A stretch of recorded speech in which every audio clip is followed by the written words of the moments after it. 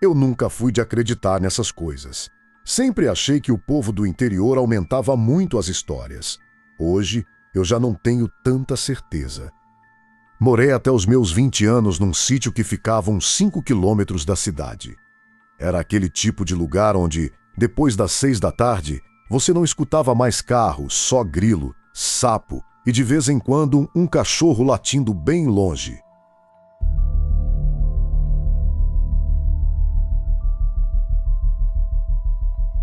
Era mais ou menos meia-noite quando ouvi alguém andando no quintal. Na hora pensei que fosse algum bezerro que tinha escapado da cerca. Peguei a lanterna e saí. Nada.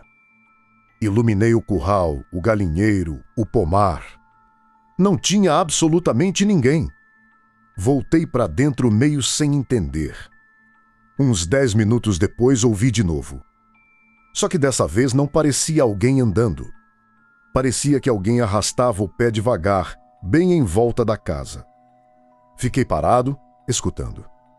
O barulho passava debaixo da janela da cozinha, seguia pela parede e sumia. Depois, começava outra vez. A coragem que eu tinha para sair acabou ali. Resolvi trancar tudo e deitar. Não consegui dormir. Lá pelas 2 da manhã, ouvi 3 batidas na janela do quarto. Nem fortes, nem fracas. Só 3. Pensei que algum galho tivesse batido por causa do vento. Mas não tinha vento nenhum. O mais estranho foi o cachorro. Ele não latiu. Ele ficou encolhido embaixo da mesa, tremendo. Quem conhece cachorro de sítio sabe. Eles latem para qualquer coisa. Na manhã seguinte, fui olhar do lado de fora. A janela era alta, quase 2 metros do chão. Não tinha árvore perto. Nem marca de escada. Nem pegada. Contei para o meu pai. Ele ficou quieto e perguntou: "Você abriu a janela?" Falei que não. Ele respondeu: "Ainda bem." Nunca explicou o motivo. Só disse que, se ouvir alguém chamando ou batendo de madrugada, não atende. Até hoje eu não sei se ele estava me protegendo ou se ele já tinha passado pela mesma coisa antes. Durante muito tempo eu não contei isso para ninguém. Sempre achei que, se falasse em voz alta, acabaria convencendo a mim mesmo de que tinha imaginado tudo. Mas, depois de tantos anos, ainda acordo algumas noites lembrando exatamente do que vivi. Eu tinha 26 anos quando aceitei cuidar da antiga casa do meu tio enquanto ele viajava. Ficava afastada da cidade, cercada por mata, e o sinal de celular praticamente não existia. Na primeira noite, tudo parecia normal. Perto das 2 da manhã, fui acordado por um som de passos no corredor. Eram lentos, como se alguém andasse descalço sobre o piso de madeira. Pensei que algum animal tivesse entrado. Abri a porta do quarto. O corredor estava vazio. Mesmo assim, os passos continuavam.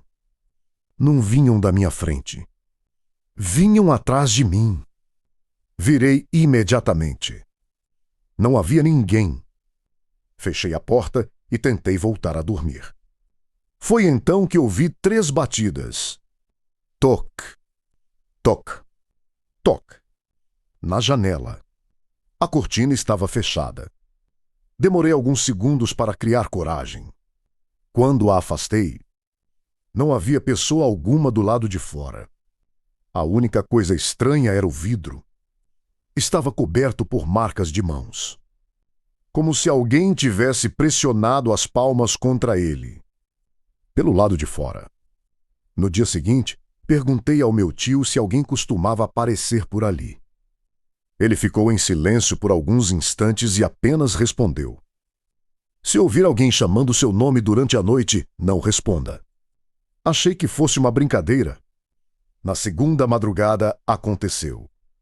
Acordei ouvindo uma voz feminina. Ela dizia meu nome com tanta calma que parecia alguém da família. Pensei que pudesse ser minha mãe. Levantei da cama quase automaticamente. Quando coloquei a mão na maçaneta, lembrei do aviso. Não respondi. A voz insistiu. Depois começou a rir. Nunca vou esquecer aquela risada. Não era alta. Era baixa. Como se estivesse bem perto do meu ouvido. Passei o resto da noite sentado na cama esperando amanhecer.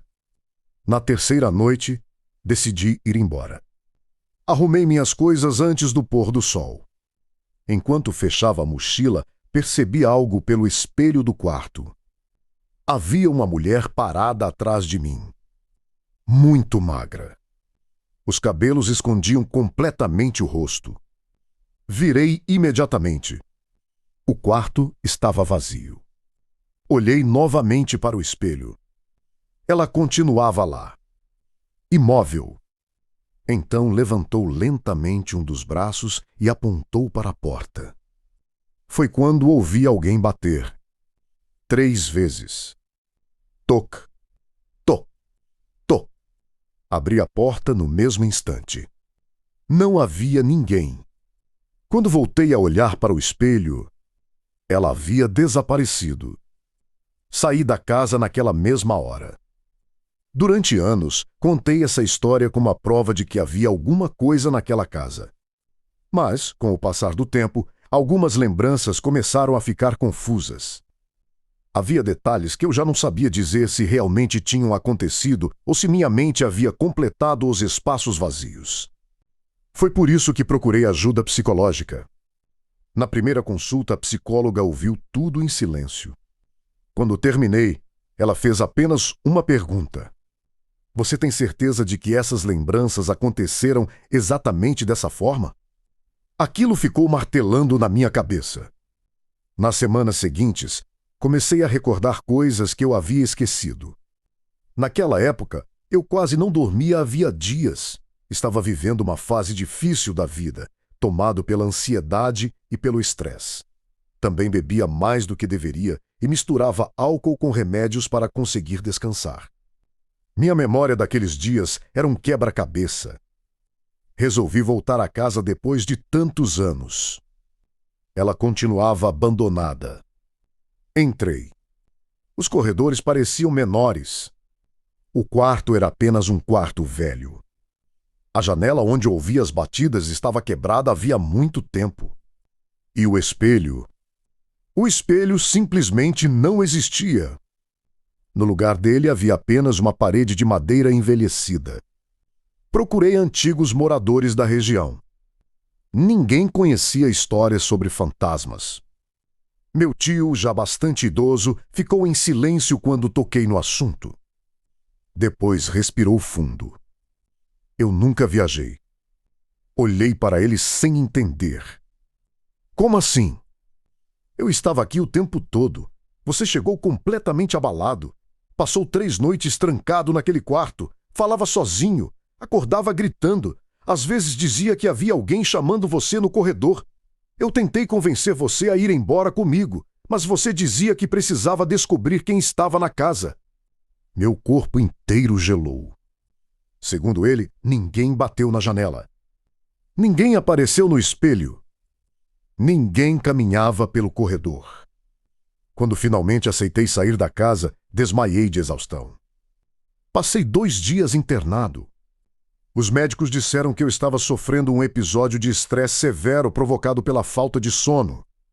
Hoje faço o tratamento. Durmo bem. Nunca mais ouvi passos. Nunca mais escutei aquela voz. Durante muito tempo achei que finalmente havia aceitado que tudo não passou de um delírio. Até a última conversa que tive com meu tio.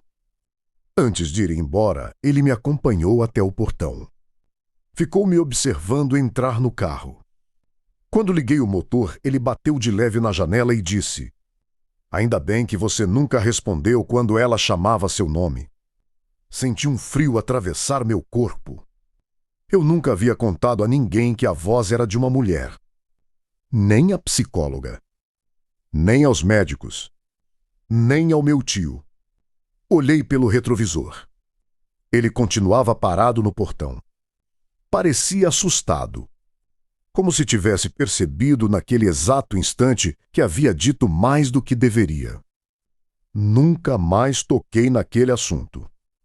E às vezes, quando acordo no meio da madrugada, ainda me pergunto o que é pior: ter imaginado tudo ou descobrir que meu tio sabia de algo que jamais poderia saber.